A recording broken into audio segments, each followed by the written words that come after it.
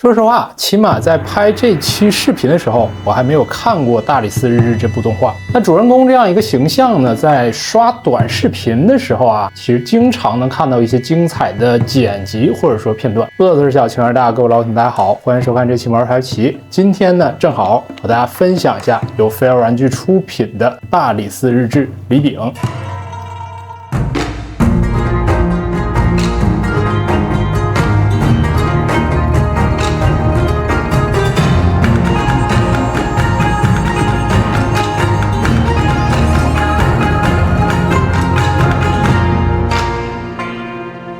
包装部分简单看一下啊，因为是个豪华版本，它的个头会大一些，但整体这个厚度还是比较轻薄的。峰会我很喜欢，两个猫猫的造型也是水墨的质感，上面也可以看到很清晰的国风的这种花纹。整体呢并不复杂，但是营造出来这个国风的氛围很不错啊，是我喜欢那种。先看纸品啊，首先说明书。一贯的带有一些比较卡通的示意图，这个在玩之前尽量先看一下。一张光闪卡，透视的效果很深啊，这个我自己看上去还有点晕。还有呢，和光闪卡内容一致的海报。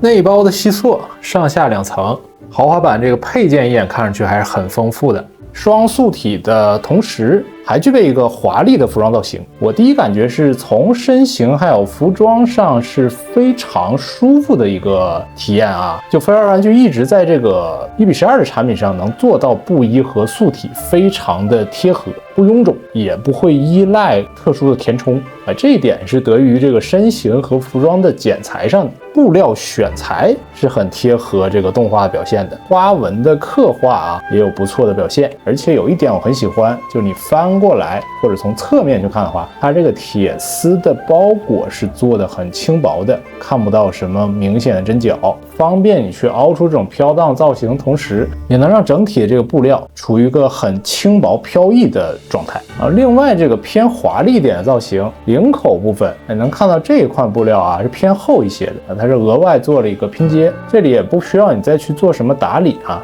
它和这个肩膀部分的贴合感很强。两款产品腰带部分是相同的，都是这种棕色的叠鞋带，下方的靴子是我非常喜欢的一个设计。之前讲刀马的时候也有聊到过啊，它这个靴子在做到一体不穿帮的同时，也会兼顾到可动的一些考虑，比方说它这个脚尖单独切了一个关节。还有那个脚踝部分，无论左右前后上下都有不错的可动幅度啊，就在接地的表现上也是非常好的。就这样的小靴子在同尺寸产品上其实不多见，包括在大一点的，比如说我总玩的1:6的产品上，也会采用分体的方式去照顾这个可动。除了这个身形以外啊，头雕面雕上我觉得也是比较出色的。正常开箱和这两个身体所连接的啊，一个挑眉的造型，一个呢就是常规的这个严肃脸，这两个我觉得在神态的抓取上都很不错啊。耳朵单独的可动关节搭配不同的面雕，做出一些细节上的调整。除了这两个面雕呢，额外还有5枚做替换啊，一个呢是这个张开嘴比较夸张的战斗脸。还有这个眯着眼睛，有点像生气或者吃瘪那个表情，非常有动画感的眯着眼睛的坏笑脸，还有瞪着眼睛发呆的造型。最后是一个带着眼泪和额外耳朵的哭哭脸，这个耳朵也有单独的可动关节。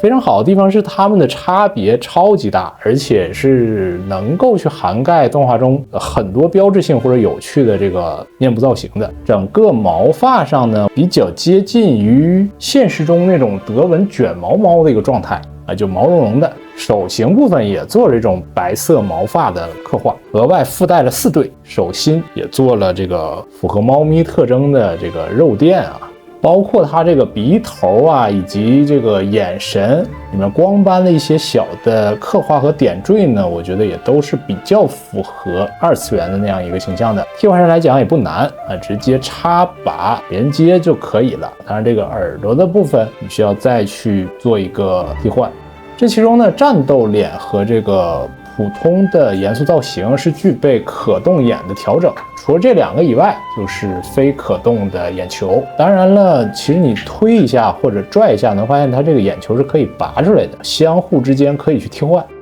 再简单聊一聊可动啊，首先整体关节紧实度方面不错的啊，比较用力的摇晃也不会出现那种很松散的状态，尤其这个腿部关节掰起来真的是非常舒适啊，就是这种阻尼感。胳膊的话能看到一段一段，你会感觉有明显的一个停顿，支撑性也是比较强的。头部的话，因为考虑到它这个面雕替换，实际它这段关节脖子后方后脑相连接的。手臂的话，侧平举、曲肘。还得说一说它这个服装剪裁啊，肩膀部分为了照顾可动，其实做出了预留。胸腰部分，这个要比我想象中的幅度大啊，尤其向前，基本能做出一个90度鞠躬的造型啊，这个很好。但是后仰的幅度这里不会太大，大范围移动之后，最好给它拽一拽，让整体更加利落一些。腿部的话，侧摆还有膝关节的弯曲都比较够用的啊。然后脚踝部分，像之前说的，这个靴子并不会有什么干涉。整体还是和他家以往产品一样，谈不上超可动，但是日常摆一些大魄力的造型都是完全可以实现的。其他配件上，首先2枚头冠，尾部这个飘带呢，因为也用了金属丝，所以你可以去做出一些弧度随风摆荡造型，有磁吸的结构，对应头顶吸附即可。好，精度的表现也不错啊，表面是有一些单独纹路的刻画的。然后是黑色的斗篷，材质同样轻薄，边缘也有相同的铁丝结构。需要注意的是，领口部分能看到它打了一个结啊。你按照说明的话，这个地方其实不需要解开，你可以适当给它调一点松紧。还有这个黑色的斗笠，这个是我这款产品最喜欢的一个配件啊。整体呢虽然是胶件，但是它采用了一个磁吸的结构，安装上并不难，并且效果来讲，我觉得非常好。然后在武器上，首先这把唐横刀能看到精度的刻画可以的啊，做了缠绳的细节，刀鞘部分有仿木纹的一些设计，刀条部分虽然不是金属啊，但是这个锐度还是可以的。然后是2把长枪啊，一开始我很好奇为什么给2把啊，但实际其中有1把是可以自己去凹出一定弧度的。就方便你在摆造型还有拍照的时候做出一个挥舞长枪，自然的打一个弯儿，这个设计我觉得是很有趣的一点。总结一下啊，这款产品从配件的搭配上非常丰富，7枚不同面雕的刻画，这个很丰富的。因为我没看过动画啊，之前一直觉得李炳的话可能是一个正派或者冷面一点的造型啊，但是它又有一些可爱的这些，尤其像这种哭哭脸的一个搭配，角色可能还是在动画中有一定反差感。有空的时候想把这个动画从头到尾再去看一下啊。同尺寸的这种产品，我们聊过飞玩好多不同的系列，但是有一点相同的，就是它这种小比例素体加布衣的结构是非常的纯熟的，也可以说是一款比一款更加纯熟。最开始我们接触它那个封魔榜，再到现在这个李炳的大货，这个服装的剪裁上，我觉得是有一个很明显的提升。布衣下它又不会显得很臃肿，而且贴合感又很不错，包括它对于可动的一些兼顾，能够去做出很多特别有张力的那种偏武侠风战斗感的这个造型的，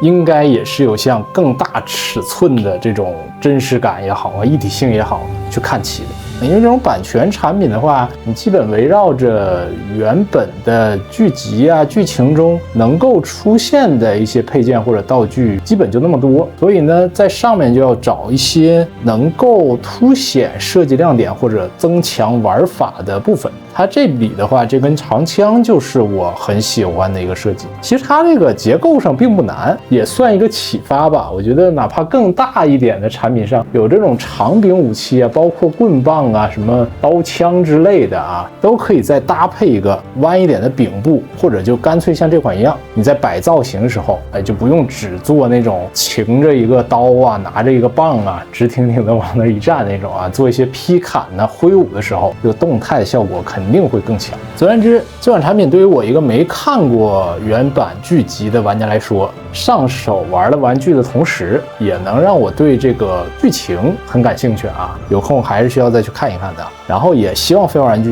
能在这种国漫的 IP 上发展的越来越好啊。然后呢，这一期呢就分享到这里了，喜欢的朋友记得一键3连，我们下期再见了，拜拜。